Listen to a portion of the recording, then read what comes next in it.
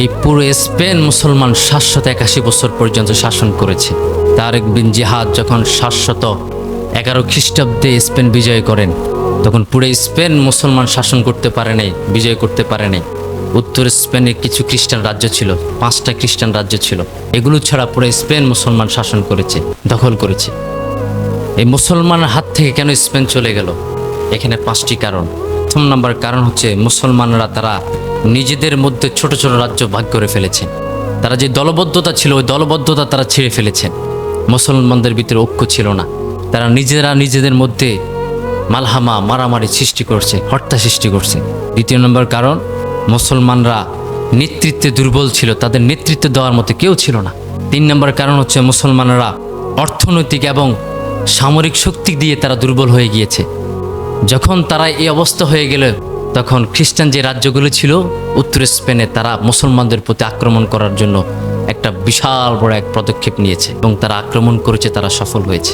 781 বছর মুসলমান পুরো স্পেন শাসন করার পরে মুসলমান হাত থেকে স্পেন চলে যায়। প্রথম নম্বর কারণ হচ্ছে তারা দলবদ্ধতা ছিল না, তারা ঐক্য ছিল না। রাসূল বলেছেন আল ইত্তিহাদু কুওয়াতুন জামিয়া, দলবদ্ধতা হচ্ছে শক্তি।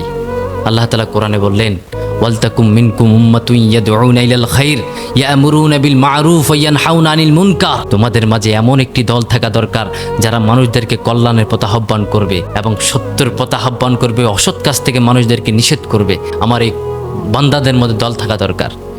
ওয়ালতাকুম মিনকুম উম্মাতুন ইয়াদউনা ইলাল খাইর। মুসলমান যখন ঐক্য হারিয়ে ফেলেছেন, তারা যখন দলে দলে বিভক্ত হয়ে গিয়েছেন, তখন তাদের হাত থেকে বিজয় আল্লাহ তাআলা ছিনিয়ে নিয়েছে। এই জন্য ফিলিস্তিন তারা মাইর খায় ঐক্য না হওয়ার কারণে, স্পেন তারা হারায় ঐক্য না হওয়ার কারণে, কাশ্মীর তারা মাইর খায় ঐক্য না হওয়ার কারণে, মিয়ানমারে মাইর খায় তারা ঐক্য না হওয়ার কারণে, তারা পৃথিবীর প্রান্তে প্রান্তে এখন মাইর খাচ্ছে শুধু ঐক্য না হওয়ার কারণে। মুসলমান বীরের জাতি, তোমরা তোমাদের ইতিহাসে ভুলে গিয়েছো প্রিয় ভাই। তোমাদের থেকে শুধুমাত্র একটা মাত্র কারণ তোমাদের থেকে বিজয় নেওয়ার, সেটা হচ্ছে তোমরা ঐক্য নাই, তোমরা দলবদ্ধতা থেকে বিচ্ছিন্ন হয়ে গিয়েছো। আজকে তামাম বিশ্বের সকল ইহুদি, মুশরিক, খ্রিস্টান তোমাদেরকে মারে। যে স্পেন আজকে সারা পৃথিবীকে চমক লাগিয়ে দিয়েছে, পৃথিবীর মাঝে গুঞ্জন সৃষ্টি করেছে, সেই স্পেন মুসলমানরা শাসন করেছেন 781 বছর পর্যন্ত। সর্বশেষ মুসলমানদের 1492 খ্রিস্টাব্দে মুসলমানদের শাসনের অবসান ঘটে। এই মুসলমান পুরো স্পেন শাসন করেছেন, চীন শাসন করেছেন, অর্ধ দুনিয়া শাসন করেছেন মুসলমানদের ঐক্য না থাকার কারণে মুসলমান আজকে পৃথিবীর জায়গায় জায়গায় প্রান্তে প্রান্তে তারা লাঞ্ছিত। আজকে আমার দেশ বাংলাদেশেও তারা মুসলমানরা লাঞ্ছিত শুধু ঐক্য না থাকার কারণে। এই দল করে ওই দল করে, এই চরমনায়, এই হেফাজত, এই খেলাফত, এই সারসিনা, এই দেওবন্দি, এই বিভিন্ন রকম তারা দলে বিভক্ত হওয়ার কারণে পাশের দাদা বাবুরা তাদের প্রতি আক্রমণ করার জন্য উঠ পেতে রয়েছে। এই দেশও তারা একদিন দখল করে ফেলবে। মুসলমান, তুমি তোমার ইতিহাস ভুলে গিয়েছো। তুমি স্পেন শাসন করেছ 781 বছর, তুমি ভারত মহাবর্ষ তুমি শাসন করেছ। এইভাবে অসংখ্য জায়গা মুসলমান শাসন করেছে। আবার মুসলমানদের অধঃপতন হয়েছে, মুসলমানরা নিজেদের মধ্যে হত্যাকাণ্ড সৃষ্টি করে দিয়েছে।